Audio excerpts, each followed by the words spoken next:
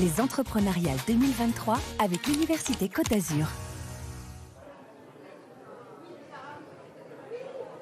Nous sommes en direct toujours de ce salon des entrepreneuriales à Nice, en direct de l'Alliance Riviera. Notre premier invité aujourd'hui est Pierre Ippolito, président de l'UPE 06. Bonjour Pierre Ippolito. Merci d'être avec nous. Dans un instant, on va détailler déjà ensemble un peu le programme, le contenu de cette journée. Mais d'abord, on va faire un petit détour par les allées du salon. Retrouver Manon Aversa. Manon, tu vas nous faire vivre aujourd'hui, toute cette journée, ce qui se passe sur les stands de ce salon. Je crois que tu commences par nous emmener sur le village de l'inclusion, qui est le thème de cette journée. Oui Céline, nous sommes au cœur du village de l'inclusion. Ici, on prône le droit à l'inclusion, un management bienveillant. Et pour cela, la librairie Masséna propose plusieurs livres.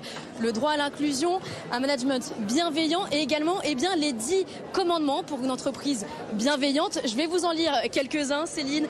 Le premier, c'est poli, tu seras empathique, tu seras disponible, tu te rendras, ponctuel, tu seras écouté, tu seras, et la bonne parole, tu prêcheras des conseils pour favoriser la diversité, l'inclusion dans l'entreprise. Il y a également plusieurs entreprises et associations que nous allons recevoir tout à l'heure. Acticea pour parler de l'handicap et prôner une politique en faveur de l'handicap dans l'entreprise. Je crois que tout à l'heure, Céline, vous recevez le cofondateur de cette entreprise. Il y a également l'association Les Déterminés, qui permettent à tous de monter son entreprise, un entrepreneuriat pour tous. Le responsable sera également présent sur le plateau et dehors, et pas des moindres, il y a également le stand de l'EFS. Alors, ils sont dans le froid, mais il ne faut pas les oublier. Alors, je suis avec Claudia Olivier, je vais la laisser sortir également avec moi. Le stand de l'EFS pour parler du don du sang, car même en entreprise, il est important de parler du don du sang. Pour cela, je suis avec Andrea. Bonjour Andrea. Bonjour. Alors, vous êtes ici pour justement parler de la nécessité et l'importance de toujours donner son sang. Même dans l'entreprise, c'est possible de mettre une politique en faveur du don du sang. Oui, en effet, c'est très important de parler du don du sang, et notamment en entreprise. Ça rentre complètement dans les politiques RSE maintenant des entreprises. C'est une bonne action pour fédérer ses collaborateurs, pour les inviter à donner sur le temps de travail et de faire un geste bénévole et généreux, surtout en cette période de fin d'année. C'est quelque chose que vous mettez en place et dans les entreprises, mettre un stand dans les entreprises pour donner son sang, ou alors des journées qui sont réservées à telle ou telle entreprise? Oui, en effet, pour un peu pallier au manque de collecte qui se déplace dans les entreprises, on met en place avec la Maison du Don des moments de sensibilisation où on vient, ça s'appelle les cafés du don de sang. On vient en entreprise pour sensibiliser les collaborateurs, et ensuite on peut mettre en place une action de navette, par exemple, avec la Maison du Don, où on regroupe un petit groupe de collaborateurs qui se motivent à aller donner. On vient les chercher, on les amène sur la Maison du Don et on les ramène en toute sécurité après le don. Donc on n'a plus d'excuses pour ne pas donner. Plus d'excuses pour ne pas donner, et on lance en cette année 2024 le challenge entreprise. Donc voilà, le but c'est qu'il y ait plein d'entreprises qui se mobilisent sur ce challenge et que on ait le maximum de dons pour l'année 2024. Merci Andrea.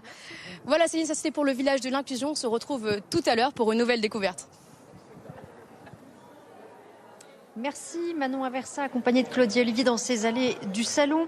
Pierre Ippolito, on l'a vu, des stands, il y a un stand du don du sang, ce thème de l'inclusivité qui est un thème assez large. C'est quoi l'entreprise inclusive en quelques mots? C'est une entreprise ouverte au monde, ouverte aux opportunités, et sans sectarisme, sans fermeture d'esprit, et qui s'ouvre à toutes les opportunités, quelles qu'elles soient. Alors, cette journée est rythmée par plusieurs tables rondes. La première, c'était l'inclusion, source de performance durable dans l'entreprise. C'est quoi la performance durable?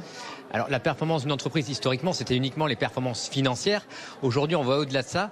On parle de la transition énergétique, on parle de la transition sociétale. Et donc, on regarde maintenant des ratios extra-financiers, des performances qui vont au-delà de juste des chiffres, mais aussi dans la relation humaine, le bien-être au travail, l'intégration des gens.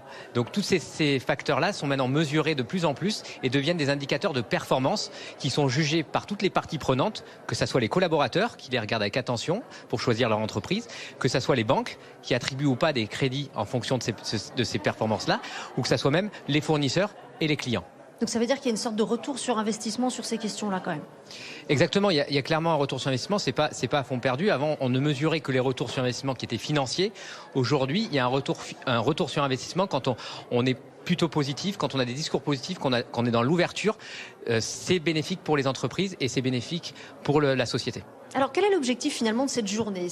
Parce qu'on l'a vu, il y a des associatifs qui sont là, des universitaires. Est-ce que finalement c'est de réunir un panel d'interlocuteurs qui vont apporter potentiellement des solutions aux entreprises? Exactement. L'entreprise aujourd'hui, elle a ses problématiques classiques et là on sort un peu de son cadre historique et donc c'est important pour nous de réunir différents profils d'associations, d'universités pour échanger entre le monde d'entreprise, le monde universitaire et le monde associatif qui sont des fois trois mondes qui ne se parlent pas, qui ne se connaissent pas. Or on a à apprendre les uns des autres pour écrire le futur tous ensemble.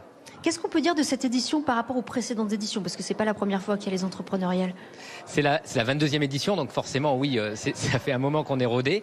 C'est vraiment le grand rendez-vous pour les chefs d'entreprise de découvrir une thématique qu'on a choisie. Aujourd'hui, c'est l'inclusion qui peut faire peur pour certaines entreprises. Et l'idée, c'est à travers ce salon de voir l'inclusion comme une opportunité et pas une peur ou une contrainte supplémentaire. Alors, qu'est-ce qui peut faire peur, justement? Quels sont les freins encore sur ces questions? L'inconnu, parce que la relation au handicap, elle n'est pas toujours facile quand on peut avoir des a priori et plutôt des peurs que des a priori négatifs d'ailleurs, de savoir qu'est-ce que je peux faire, qu'est-ce que je peux dire, de quelle façon je peux intégrer correctement. Dans un souci de bienveillance, des fois, on a un côté pudique et justement en parlant avec les associations, en voyant les bonnes pratiques d'autres entreprises, en fait, on se décomplexe et on retrouve une relation qui est beaucoup plus saine, plus naturelle, avec tout type de personnes, tout type de profil, tout type de sexe. Et aujourd'hui, c'est ça qu'il faut faire tomber, c'est ces barrières, clairement, de peur et d'inconnu. Et alors, pour contribuer à faire tomber ces barrières, est-ce que vous mettez en avant de bons élèves des Alpes-Maritimes? Voilà, est-ce qu'il y a des entreprises que vous avez envie de citer en exemple? Il y en a une qui se présentera tout à l'heure, l'entreprise Resistex, qui est très, très, très portée là-dessus. Il y a les entreprises à mission qui sont forcément inclusives, parce que quand on est dans une entreprise à mission statutairement, dans une logique globale, l'inclusion fait partie de leur stratégie. Et donc, on a aujourd'hui un groupement d'entreprises à mission qui est en train de se créer sur les Alpes-Maritimes, et on essaye de créer ce collectif pour l'animer et créer des vocations au sein de l'UPE 06. Alors, un peu plus largement, est-ce qu'aussi cette journée, elle permet de sentir le pouls, vous qui êtes à la tête de l'organisation patronale des Alpes-Maritimes, sentir le pouls de la vie économique, de la bonne santé des entreprises, de la façon aussi dont les chefs d'entreprise se projettent dans les mois qui viennent? Clairement, on est toujours en fin d'année, donc ça nous permet de faire un peu le bilan de l'année 2023, de ressentir un peu, dans les échanges, on peut voir la positive attitude, entre guillemets, ou le pessimisme de certains. Clairement, on a une année 2023 particulière, mais qui n'a pas été catastrophique. On a des secteurs d'activité comme le bâtiment qui est en très grande difficulté et l'immobilier qui est en très grande difficulté.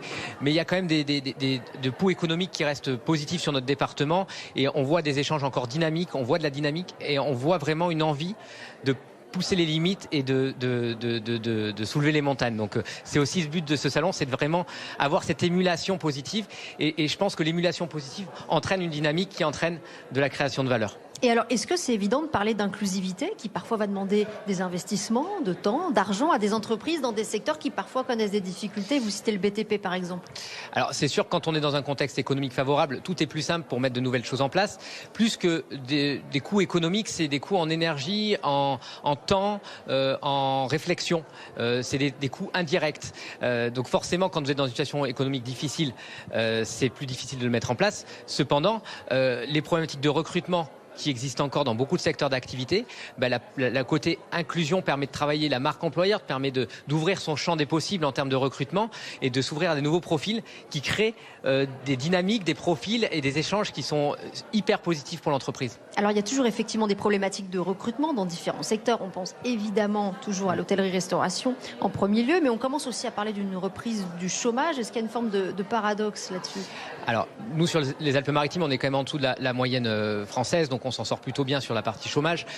Aujourd'hui, il y a des petits retournements de situation, mais c'est plutôt sectoriel. Il y a encore de nombreux secteurs qui recrutent. Il y a encore beaucoup de secteurs qui sont en pénurie de main-d'œuvre. Je pourrais tous vous les citer, mais il y en aurait tellement. Mis à part l'immobilier, globalement, tout le monde recrute encore. Donc, on n'est pas encore dans un retournement de situation économique. Il arrivera peut-être en 2024, on n'en sait rien. Mais en tout cas, à l'heure actuelle, on reste positif et les indicateurs restent positifs. On va peut-être dire un mot pour terminer de la traditionnelle grande conférence de clôture cette journée. Elle sera animée par Virginie Delalande qui est autrice du livre Abandonner jamais. Elle a un profil assez fascinant et elle aura certainement plein de choses passionnantes à dire tout à l'heure. L'idée de cette conférence, c'est aussi de s'élever, de découvrir de nouvelles choses, de nous donner de l'énergie positive. C'est un peu ça notre ADN à l'UPE, c'est quand même d'être positive, même quand c'est difficile. Et Virginie, c'est vrai que c'est une grande avocate sourde, et comme quoi on pourrait paraître que ça soit antinomique, et finalement elle a réussi à travers son parcours de vie, son parcours professionnel, à relever ces défis-là, et ça nous montre que tout est possible, quelle que soit notre situation. Et des fois on se plaint des fois de certaines choses alors qu'il y en a qui surmontent des choses beaucoup plus grandes. Donc rien n'est impossible en France et rien n'est impossible dans les Alpes-Maritimes. Voilà, Virginie Delalande qui sera notre invitée tout à l'heure à 17h15. Merci Pierre Hippolito, président de l'UPE 06, d'avoir ouvert avec nous cette grande journée ici depuis l'Alliance Riviera, depuis les entrepreneuriales. On va se retrouver dans quelques instants, mais d'abord votre météo suivi du journal d'Arthur Descudet. Merci.